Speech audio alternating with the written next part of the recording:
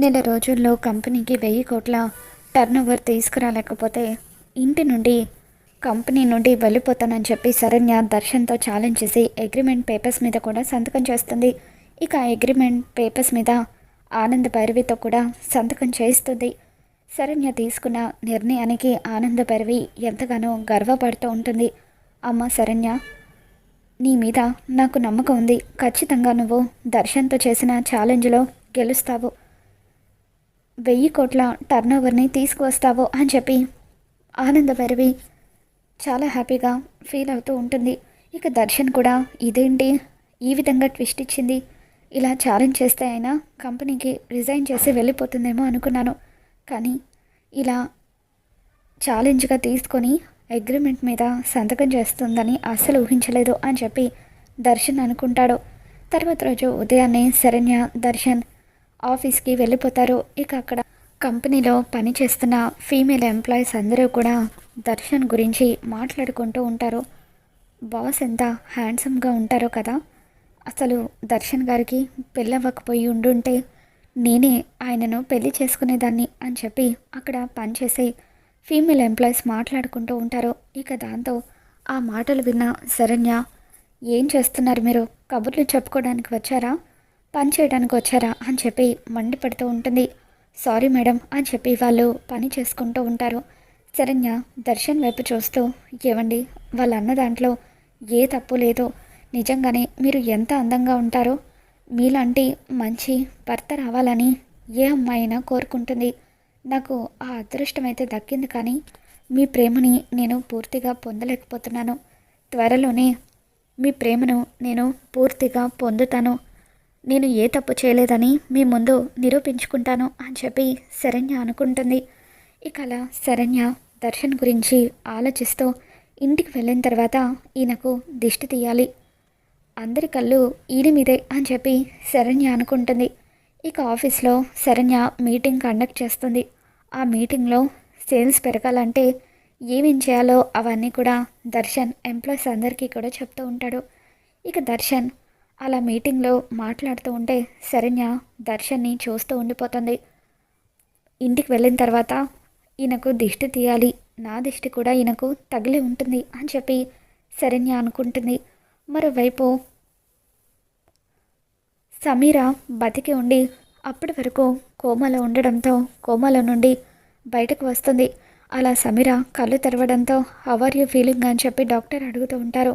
ఇక దాంతో సమీర, నేను ఎక్కడున్నాను డాక్టర్, నాకు ఏమైంది అని చెప్పి అడుగుతూ ఉంటే, నువ్వు అనుకోకుండా లోయలో పడిపోయావు కదా, నిన్ను ఇక్కడికి తీసుకువచ్చినప్పుడు నువ్వు అసలు స్పృహలో లేవు, నీకు సర్జరీ కూడా జరిగింది, ఇన్ని రోజులు నువ్వు కోమాలో ఉన్నావు, దాదాపు 1 మంత్ అయిపోయింది నువ్వు కోమాలో ఉండి, నీ ఫేస్కి ఫ్రాక్చర్స్ కూడా అయ్యాయి, వాటికి కూడా మేము సర్జరీ చేశాము అని చెప్పి డాక్టర్ అంటూ ఉంటారు.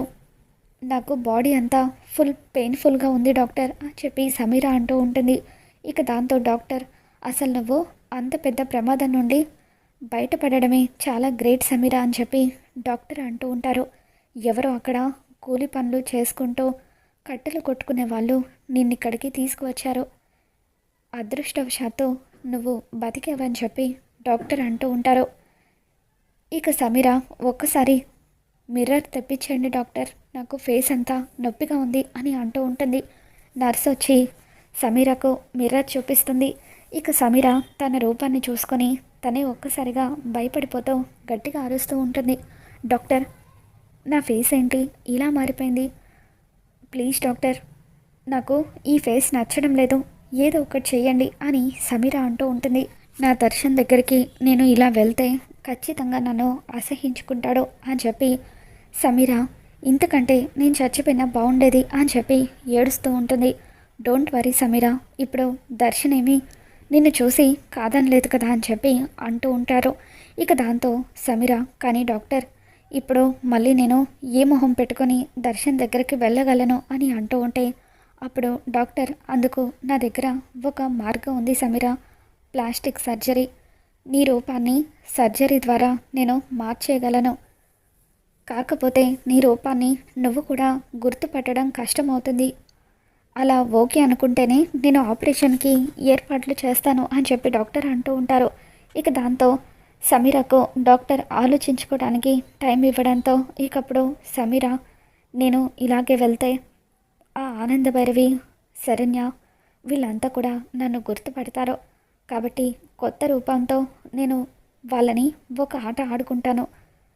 నా దర్శన్కి మళ్ళీ కొత్తగా దగ్గరవుతాను అని చెప్పి సమీర సరే డాక్టర్ నా రూపాన్ని మార్చేయండి, కానీ అందంగా మార్చేయండి అని అంటూ ఉంటే తప్పకుండా అందంగా మారుస్తాను సమీర, నువ్వు కూడా గుర్తుపట్టలేనంత అందంగా మారుస్తాను అని చెప్పి నర్స్ వెంటనే ఆపరేషన్కి ఏర్పాట్లు చేయండి అని చెప్పి అంటూ ఉంటారు.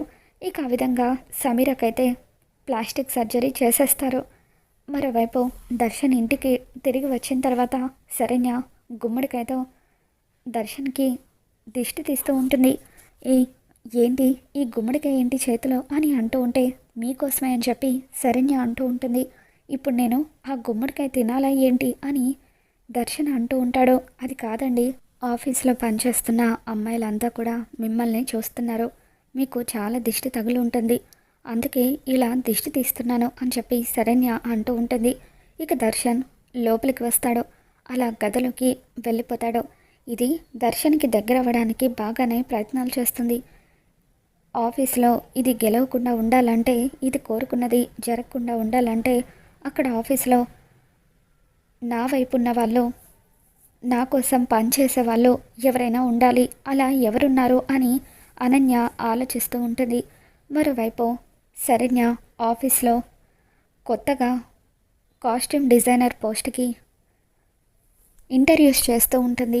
ఇకప్పుడు ఇంటర్వ్యూకి చాలామంది వచ్చి వెళ్తూ ఉంటారు. అదే ఇంటర్వ్యూకి సమీర కూడా రూపం మార్చుకొని ఇకపై నేను సమీరాని కాదు సహస్రగా దర్శన్ జీవితంలోకి అడుగు పెడతాను, మళ్ళీ దర్శన్ని దగ్గర చేసుకొని కొత్తగా ప్రేమను పంచి ఆ శరణ్యను శాశ్వతంగా దర్శన్ జీవితంలో నుండి దూరం చేసి ఆనంద భైరవిని దెబ్బ కొడతాను అని చెప్పి రివెంజ్ తీర్చుకోవడానికి సహస్ర ఆనంద భైరవి కంపెనీలో జరుగుతున్న ఇంటర్వ్యూకి వస్తూ ఉంటుంది. అలా సమీర సహస్రగా కంపెనీలో జరుగుతున్న ఇంటర్వ్యూకి అటెండ్ అవుతుంది. ఇకప్పుడు తను డిజైన్ చేసిన డిజైన్స్ అన్నీ కూడా శరణ్యకు చాలా బాగా నచ్చుతాయి. మీది చాలా యూనిక్ టాలెంట్ లాగా ఉంది, మీ టాలెంట్కి మెచ్చి వెంటనే మీకు జాబ్ ఆఫర్ చేస్తున్నాను అని చెప్పి శరణ్య సహస్రకు జాబ్ ఇవ్వడంతో ఇక తను ఎంతో హ్యాపీగా ఫీల్ అవుతుంది. మొత్తానికి నేను ఇక్కడ జాబ్ సంపాదించాను, ఇక రేపటి నుండి దర్శన్కి దగ్గర అవ్వడమే నా టార్గెట్ అని చెప్పి సహస్రగా వచ్చిన సమీర అనుకుంటుంది. ఇక ఆ తర్వాత సమీర అనన్యకు ఫోన్ చేసి నేను నిన్ను అర్జెంటుగా కలవాలి అని అంటూ ఉంటే, ఏయ్ ఎవరు నువ్వు నాకు ఫోన్ చేసి అర్జెంటుగా కలవాలంటున్నావు అని అనన్య అంటూ ఉంటే, ముందు నేను చెప్పిన చోటికి వస్తే నేనెవరినో నీకే తెలుస్తుంది, నాతో నువ్వు మాట్లాడటం వల్ల నీకే ఉపయోగం, నీ చెల్లెల్ని దెబ్బ కొట్టాలని ఆ ఇంటికి వారసురాల్ని కోడల్ని అవ్వాలని నువ్వు ఎంతగానో ఆశపడుతున్నావు కదా అని అంటూ ఉంటే, ఎవరిది నా గురించి ప్రతి డీటెయిల్ ఇంత కరెక్ట్గా చెప్తుంది అని అనన్య సరే ఎక్కడికి రావాలో చెప్పు అని అడ్రస్ అడుగుతూ ఉంటే సమీర ఒక అడ్రస్ చెప్తుంది. ఇక అనన్య సమీర ఇద్దరు ఒక చోట కలుస్తారు. సమీర షేక్ హ్యాండ్ ఇస్తూ ఉంటే, ఏ ఎవరు నువ్వు, అసలు నా గురించి నీకు ఈ విషయాలన్నీ ఎలా తెలుసు అని అంటూ ఉంటే, అప్పుడు సమీర తెలుసు కదా నీకు అని అంటూ ఉంటే, అవును సమీర నాకు తెలుసు, తను ఇప్పుడు చనిపోయింది కదా, సమీర ఫ్రెండ్వా నువ్వు, తనే ఈ విషయాలన్నీ నీతో చెప్పిందా అని అనన్య అంటూ ఉంటుంది. కాదు నేనే సమీరని అని చెప్పి తను అంటూ ఉంటే, రూపం మారిపోయిన సమీరాని చూసి నవ్వుతూ, ఏంటి కామెడీ చేస్తున్నావా, సమీర చనిపోయింది, నువ్వొచ్చి నేనే సమీరాని అంటే నేను నమ్మేస్తానా అని చెప్పి అనన్య అంటూ ఉంటుంది. మనమిద్దరం కలిసి గతంలో ఎన్నో కుట్రలు చేశాము అని చెప్పి చేసిన కుట్రల గురించి సమీర మొత్తం కూడా అనన్యకు చెప్తూ ఉంటే, ఇక అప్పుడు అనన్య రూపం మార్చుకొని వచ్చిన సమీరాని చూసి ఒక్కసారిగా షాక్ అవుతూ ఉంటుంది. నా కళ్ళతో చూసేది నిజమేనా, నేను నమ్మలేకపోతున్నాను అని చెప్పి అంటూ ఉంటే అప్పుడు సమీర దర్శన్ జీవితంలోకి మళ్ళీ కొత్తగా ఎంట్రీ ఇచ్చి, శరణ్యను ఆనంద భైరవిని దెబ్బ కొట్టడం కోసమే నేను ఇలా రూపం మార్చుకొని వచ్చాను. ఆ రోజు నువ్వు కూడా నేను చనిపోయాననుకుని నీ స్వార్థం కోసం నన్ను వదిలేసి వెళ్ళిపోయావు అని అంటూ ఉంటే, సారీ సమీర, నిజంగానే అప్పుడున్న పరిస్థితుల్లో నేను నిన్ను కాపాడలేకపోయాను. కానీ నీకు ఒక మంచి మాత్రం చేశాను. దర్శన్ దృష్టిలో శరణ్యని ఒక హంతకురాలుగా చిత్రీకరించాను.